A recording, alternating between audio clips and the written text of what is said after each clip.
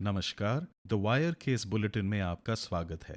आज 28 मई है और इस वक्त शाम के 7 बजे हैं। उत्तर प्रदेश में 7वें और आखिरी चरण में 1 जून को 13 सीटों पर मतदान होना है, जिसके लिए चुनाव प्रचार कल यानी बुधवार को खत्म हो जाएगा।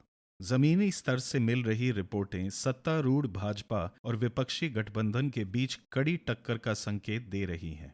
हमारी संवाददाता ने पूर्वांचल से रिपोर्ट दी है कि भाजपा के हिंदू खतरे में है वाले नारे को अब विपक्ष के संविधान खतरे में है वाले नारे से टक्कर मिल रही है।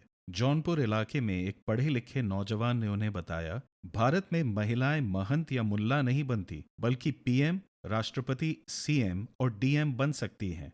ऐसा केवल संविधान के कारण है। भारत में समानता का अधिकार केवल संविधान द्वारा दिया गया है, कुछ और नहीं।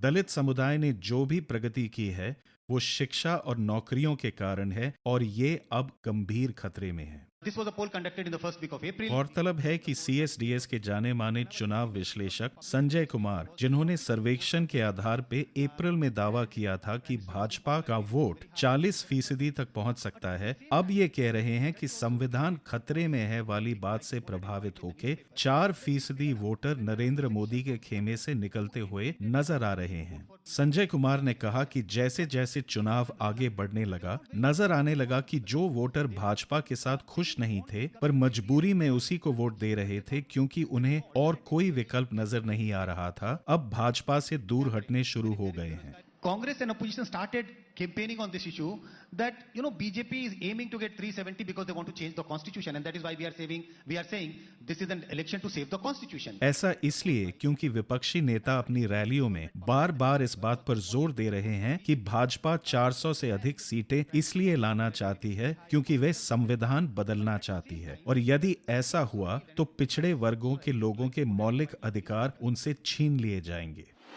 ऐसे वक्त जब देश में बेरोजगारी चरम सीमा पर है, इस वक्त जनवरी महीने में सामने आया कि उत्तर प्रदेश के बेरोजगार श्रमिक बेहतर भविष्य की तलाश में युद्धग्रस्त इजरायल भी जाने को तैयार थे। अब ऐसी ही खबर तेलंगाना से आई है, जहां राज्य भर के कामगार हैदराबाद में हुए भर्ती अभियान में इजरायल जाने के इच्छुक नजर आए।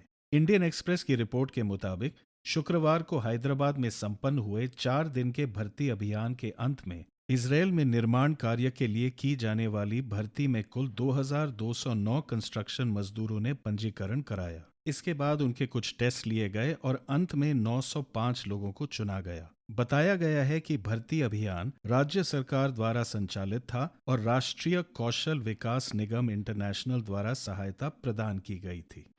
कर्नाटक की कई महिलाओं का यौन उत्पीड़न करने, सैकड़ों सेक्स वीडियो रिकॉर्ड करने, धमकाने और साजिश रचने के आरोपी पूर्व जनता दल एस सांसद प्रज्वल रेवन्ना 31 मई को एसआईटी के सामने पेश होंगे।